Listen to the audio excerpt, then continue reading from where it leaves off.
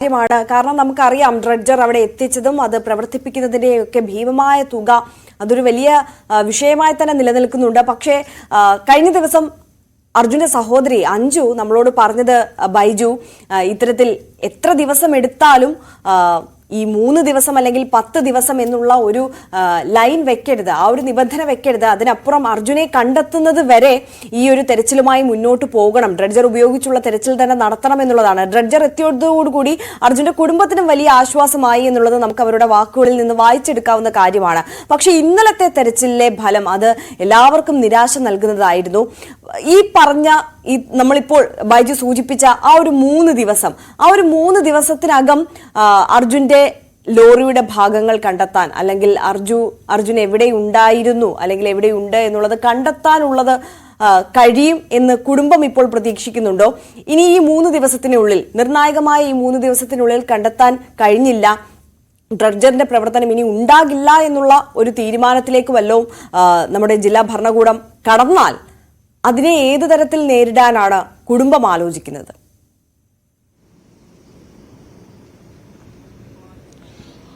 അത് വളരെ പ്രധാനപ്പെട്ട ഒരു കാര്യം തന്നെയാണ്. കുടുംബത്തോട് നമ്മൾ ആ കാര്യം സംസാരിച്ചിരുന്നു. അവർ പറഞ്ഞത് അർജുൻ അവസാനമായി കഴിഞ്ഞ ആ സ്ഥലം അവിടെ എത്തണമെന്നതാണ് തന്റെ ആഗ്രഹമായിരുന്നു. അതിനായി താൻ ഇവിടെ എത്തിയതാണ്. ഏതായാലും മാനസികമായി കുടുംബം അതുമായി പൊരുത്തപ്പെട്ടു എന്ന് തന്നെയാണ് അവരുടെ വാക്കുകളിൽ നിന്ന് മനസ്സിലാക്കാൻ സാധിക്കുന്നത്. പരമാവധി തെരച്ചിൽ നടത്തുക, അതിനു മുൻപ് തന്നെ ഈ 3 ദിവസത്തിനകം തന്നെ ഇത്തരത്തിൽ ഇനിയുള്ളത് 2 ദിവസമാണ്. ആ 2 ദിവസത്തിനകം തന്നെ ഈ ലോറി കണ്ടെത്താൻ കഴിയുമെന്ന പ്രതീക്ഷ അവർ പങ്കുവെക്കുന്നു. ആ രീതിയിലാണ് അവരുടെ മാനസികമായി അവർ കുടുംബം മുഴുവൻ ആ രീതിയിൽ മാനസികമായി അവർ പൊരുത്തപ്പെട്ട് കഴിഞ്ഞിരിക്കുന്നു. ഏതായാലും നമുക്ക് ഇപ്പോൾ ഈ മലയുടെ ദൃശ്യങ്ങൾ കൂടി നമുക്കൊന്ന് കാണാം, അതിന്റെ അവസ്ഥ കൂടി നമുക്കൊന്ന് കാണാം. കാരണം ഒരുപാട് പ്രേക്ഷകർ ഇതിന്റെ നിലവിലെ ഒരു അവസ്ഥ ഇങ്ങനെ അന്വേഷിക്കുന്ന ഒരു സാഹചര്യം കൂടി ഉണ്ടായിരുന്നു. ഇപ്പോൾ ഇതാണ് ആ മണ്ണിടിച്ചിലുണ്ടായ വലിയ ആ മലയുടെ ദൃശ്യങ്ങളാണ് ഇപ്പോൾ കാണുന്നത്. വലിയ തോതിൽ നനവ് അവിടെയുണ്ട്. ഇടവിട്ട് മഴ പെയ്യുന്ന സാഹചര്യം കൂടി ഉള്ളതുകൊണ്ട് തന്നെ ഇപ്പോഴും ഒരു അപകടാവസ്ഥയിൽ തന്നെയാണ് ഈ മല ഉള്ളതെന്ന് പറയേണ്ടി വരും.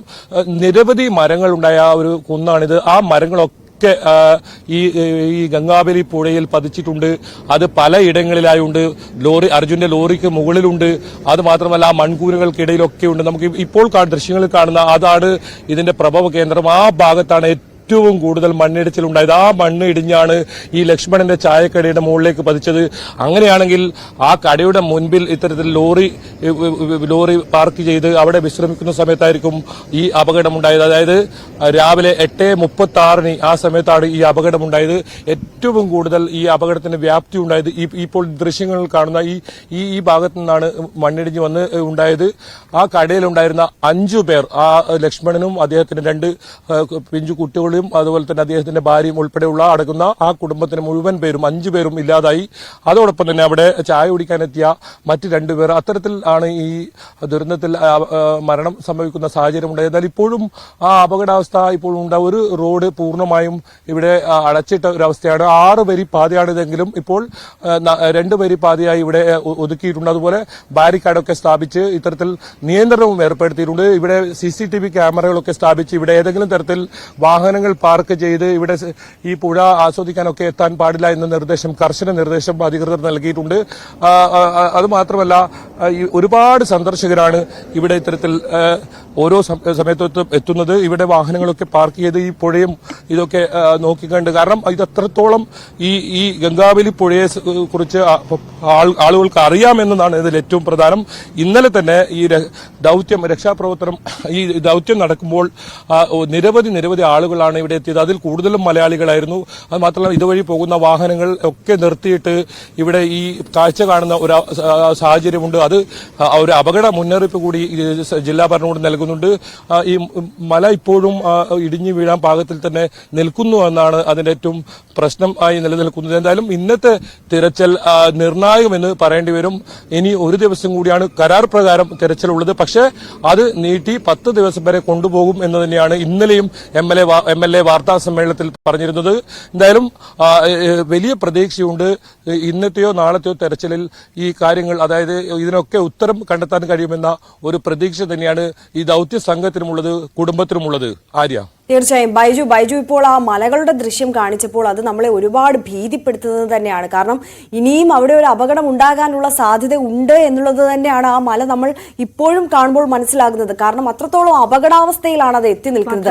വിട്ടുവിട്ട് മഴയുണ്ടെന്നും ഇടയ്ക്ക് ചെയ്തിരുന്നു. അപ്പൊ അതിനും ആ ഒരു ഭീകരാവസ്ഥ വർദ്ധിപ്പിക്കുന്നത് തന്നെയാണ്. ഇനിയും മല ഇടിയാനുള്ള സാധ്യത, നനവ് കൂടുമ്പോഴത്തേക്കും പിന്നെയും ഇങ്ങനെയുള്ള സംഭവങ്ങൾ ഉണ്ടാവാനുള്ള സാധ്യതയാണ് നമുക്ക് മനസ്സിലാക്കാൻ സാധിക്കുന്നത്. കൃഷ്ണേന്ദു, ബൈജു സൂചിപ്പിച്ചതും അത് തന്നെയാണ്. നനഞ്ഞിരിക്കുന്ന ഒരു പ്രതലം തന്നെയാണ്, അത്തരത്തിലുള്ള സാഹചര്യം തന്നെയാണ് അവിടെ ഉള്ളത് എന്നുള്ളതാണ്. ഇത്രത്തോളം വലിയൊരു അപകടം ഉണ്ടായതിനു ശേഷവും നമ്മൾ ചർച്ച ചെയ്ത വിഷയം ഈ നാഷണൽ ഹൈവേ ഒക്കെ ഇത്തരത്തിൽ അശാസ്ത്രീയമായ നിർമ്മാണത്തെക്കുറിച്ചൊക്കെ നമ്മൾ ആ ഘട്ടത്തിൽ സംസാരിച്ചിരുന്നു. ഈ അപകടമുണ്ടായി നമ്മൾ ഇത്രത്തോളം ഭീതിയിലായി, ഇത്രത്തോളം മനുഷ്യജീവനുകൾ നഷ്ടമായ ഒരു സാഹചര്യത്തിലും ഇനിയും ആ ഒരു അപകടാവസ്ഥ തുടരുന്നതിൽ നമുക്ക് ഒരു നടപടിയും അധികൃതർ സ്വീകരിക്കുന്നില്ലേ എന്നുള്ള സംശയം നിലനിൽക്കുന്നുണ്ട്. അത്തരത്തിൽ എന്തെങ്കിലും കാര്യങ്ങളെക്കുറിച്ച് അവിടെ ചർച്ച ചെയ്യുന്നതിനെ കുറിച്ച് ബൈജു അറിഞ്ഞിരുന്നോ, മനസ്സിലാക്കിയിരുന്നോ? അവിടെ ഒരു പ്രതിരോധം തീർക്കാൻ അല്ലെങ്കിൽ ഇനി ഇങ്ങനെ ഒരു ദുരന്തം അവിടെ സംഭവിക്കാതിരിക്കാനുള്ള എന്തെങ്കിലും നടപടികൾ അത് ആലോചിച്ചിട്ടുണ്ടോ? അല്ലെങ്കിൽ അതുമായി ബന്ധപ്പെട്ട എന്തെങ്കിലും നടപടി പുരോഗമിക്കുന്നുണ്ടോ ബൈജു?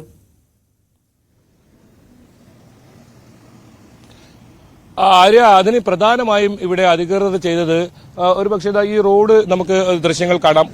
നിരവധി വാഹനങ്ങൾ, അതായത് ദേശീയപാത, പ്രധാനപ്പെട്ട ദേശീയപാത NH-66 ആണ്. അതായത് പൂനെ, മംഗലാപുരം, തിരുവനന്തപുരം ഭാഗത്തേക്ക് വാഹനങ്ങളിൽ യാത്ര ചെയ്യണമെങ്കിൽ ഇതുവഴിയല്ലാതെ മറ്റൊരു വഴിയില്ല എന്നതാണ് അതിലേറ്റവും പ്രധാനം. ഈ റോഡിന്റെ ഈ മണ്ണിടിച്ചിൽ ഉണ്ടാകുന്നതിന് കുറച്ച് മുൻപ് ഒരു അപകട മുന്നറിയിപ്പ് ബോർഡ് മാത്രം സ്ഥാപിച്ചിട്ടുണ്ട് എന്നാണ് അതിലേറ്റവും പ്രധാനം. ഇപ്പോൾ നമുക്ക് കാണാം ആ റോഡും ഇപ്പോൾ ഇടിഞ്ഞു നിൽക്കുന്ന ആ ഭാഗവും ഈ മണ്ണുകളൊന്നും ഇവിടുന്ന് നീക്കം ചെയ്യാൻ ഇതുവരെ തയ്യാറായിട്ടില്ല. ഒരു പക്ഷേ നല്ല മഴ വന്നു കഴിഞ്ഞാൽ ഇത് എന്ത് സംഭവിക്കും എന്ന് പറയാൻ പറ്റില്ല. അത്രത്തോളം അപകടാവസ്ഥയിൽ ഇപ്പോൾ ഇത് നിരവധി വാഹനങ്ങളാണ് ഇതുവഴി കടന്നു പോകുന്നത്. നമുക്കറിയാം 8:30 ആണ് ഈ അപകടമുണ്ടായത്. ഇവിടുത്തെ ഒരു നാട്ടുകാരനുമായി ഞാൻ സംസാരിച്ചപ്പോൾ അദ്ദേഹം പറഞ്ഞത് 20-25 ലോറികളൊക്കെ ഇവിടെ ഇത്തരത്തിൽ പാർക്ക് ചെയ്ത് ഈ ലക്ഷ്മണന്റെ കടയിലെത്തി അദ്ദേഹം പ്രാഥമിക സൗകര്യങ്ങളൊക്കെ ചെയ്തു കൊടുക്കുമെന്നാണ് പറഞ്ഞത്. അദ്ദേഹത്തിന്റെ കുടുംബമൊക്കെ ലോറിക്കാരുടെ പ്രിയപ്പെട്ടവരായിരുന്നു. അവരുടെ കുഞ്ഞു മക്കൾക്കൊക്കെ അവർ കളിപ്പാട്ടങ്ങളൊക്കെ വാങ്ങി കൊടുക്കുകയും അതുപോലെ തന്നെ ആ കുടുംബം അവരുടെ സ്വന്തം വീടുണ്ടായിട്ടും ഈ ലോറിക്കാർക്ക് ഇത്തരത്തിൽ സൗകര്യം ചെയ്യാൻ ഇവിടെ തന്നെ ഈ ചായക്കടയിൽ തന്നെ കിടന്നുറങ്ങുന്ന ഒരു സാഹചര്യമായിരുന്നു. അവരെയാണ് പൂർണ്ണമായും ഈ മണ്ണിടിച്ചിൽ ഇല്ലാതായത്. അത് ഈ നാട്ടുകാരൊക്കെ പറയുന്നത് ആ കുടുംബം അത്രത്തോളം പ്രിയപ്പെട്ടവരായിരുന്നു. പ്രത്യേകിച്ച് ലോറിക്കാരുടെ ഒരു താവളമായിരുന്നു. ആ സ്ഥലത്തിന്റെ ഒരു ഇപ്പോഴത്തെ അവസ്ഥയാണ് നമ്മൾ നേർചിത്രമാണ് നമ്മളിപ്പോൾ ഈ കാണുന്നത്. ആ ടവറൊക്കെ അവിടെ പതിച്ച ടവറൊക്കെ ഇപ്പോഴും അതേപടി അവിടെ കിടക്കുകയാണ്. അത് ഒരു പക്ഷേ അത് ഏതെങ്കിലും തരത്തിൽ നല്ലൊരു മഴ വന്നാൽ അത് റോഡിലേക്ക് പതിക്കാം. റോഡും അതും തമ്മിൽ അത്രത്തോളം വ്യത്യാസമില്ല. ഇപ്പോൾ നമുക്കൊരു ലോറി ദൃശ്യങ്ങളിൽ ഒരു ലോറി പോകുന്നതാണ്. ആ മണ്ണ് ഇടിഞ്ഞ ഭാഗവും ലോറിയും തമ്മിലുള്ള വ്യത്യാസം നമുക്ക് അതിൽ നിന്ന് തന്നെ കൃത്യമായി നമുക്ക് മനസ്സിലാക്കാൻ സാധിക്കും. ഇതുപോലെ ഒരുപാട് വാഹനങ്ങളാണ് ഗോവയിലേക്കൊക്കെ കേരളത്തിൽ നിന്നവർക്ക് ഒരുപാട് സന്ദർശകർ വാഹനം ഉപയോഗിച്ച് പോകുന്ന വഴിയാണ് ആ പ്രധാനപ്പെട്ട ദേശീയപാതയാണിത്.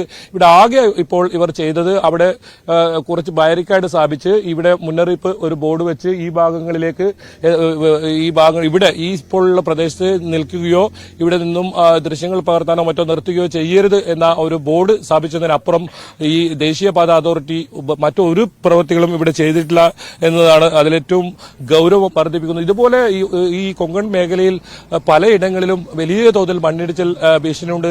നേരത്തെ ഈ അശാസ്ത്രീയമായ രീതിയിൽ നിർമ്മിച്ച 6 വരി പാതയൊക്കെ ഇപ്പോൾ 2 വരി പാതയായി ചുരുങ്ങിയിരിക്കുന്നു. അതൊക്കെ അവർ ബ്ലോക്ക് ചെയ്ത് ആ രീതിയിൽ 2 വരി പാതയിൽ മാത്രം കടത്തിവിടുന്ന ഒരു സാഹചര്യമൊക്കെ ഉണ്ട്. ഏതായാലും ഞാനിപ്പോൾ നിൽക്കുന്ന ഈ സ്ഥലം മുതൽ ആ നേരത്തെ ദൃശ്യങ്ങളിൽ കാണിച്ച ആ കുന്നിൻ ഇടിച്ചിലുണ്ടായ ആ ഭാഗം വരെ ഒരു വീതി ഉണ്ടായിരുന്ന റോഡാണിത്. ഈ റോഡിന്റെ ഒരു ഭാഗം മുഴുവനുമായി ഇത്തരത്തിൽ തകർന്നു പോയിരിക്കുന്നു. ഇപ്പോൾ ഈ ദൃശ്യങ്ങളിൽ കാണുന്ന സ്ഥലമൊക്കെ ദേശീയപാതയിൽ വാഹനങ്ങൾ കടന്നു പോകുന്ന ഒരു പാതയായിരുന്നു. അവിടെയൊക്കെ ആ റോഡ് പൂർണ്ണമായും ഇല്ലാതായിരിക്കുന്നു. നമ്മൾ തുടക്കത്തിൽ ആദ്യഘട്ടത്തിൽ ഇവിടെ എത്തിയപ്പോൾ ഈ ഭാഗത്തേക്ക് നമുക്ക് നടന്നു പോലും വരാൻ കഴിയാത്ത രീതിയിൽ വലിയ തോതിൽ മണ്ണും ചെളിയും ഒക്കെ വലിയ ഭീകരാവസ്ഥയായിരുന്നു ഇവിടെ ഉണ്ടായിരുന്നത്. അതുപോലെ തന്നെ വെള്ളം മുകളിൽ നിന്നും കുത്തിയൊലിക്കുന്ന സാഹചര്യം ഉണ്ട്. ഇതിന് കുറച്ച് മാറി അപ്പുറത്തായി ഈ മലയിൽ നിന്നും ഇപ്പോഴും ആ വെള്ളം നീരുറവ ഇങ്ങനെ വരുന്നത് നമുക്ക് കാണാം. ഒരുപക്ഷെ ദൃശ്യങ്ങളിൽ കാണില്ല, കുറച്ച് അല്പം ദൂരമായാണ് അതുള്ളത്. ഇത് ഒരു 2-3 കിലോമീറ്ററോളം ദൂരത്തിൽ ഇതേ അവസ്ഥയാണ് ഈ NH-66 എന്നതാണ്. ഇതിന് എന്തെങ്കിലും ഒരു ദുരന്തം ഉണ്ടാകാതിരിക്കാൻ നടപടി അധികൃതരുടെ ഭാഗത്തുനിന്ന് ഒന്നും തന്നെ ഉണ്ടായിട്ടില്ല എന്നത് എടുത്തു പറയേണ്ടി വരും.